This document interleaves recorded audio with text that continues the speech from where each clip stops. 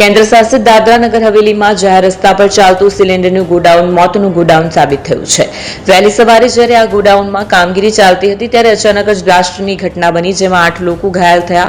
વિસ્ફોટનું કારણ સ્પષ્ટ નથી। ઘટનાની જાણ થતાં જ ફાયર બ્રિગેડ અને 108 એમ્બ્યુલન્સ ઘટનાસ્થળે પહોંચી ગઈ હતી અને બચાવ કામગીરી શરૂ કરી હતી। સાવચેતીના ભાગરૂપે સમગ્ર વિસ્તારને ઘેરી લેવામાં આવ્યો છે।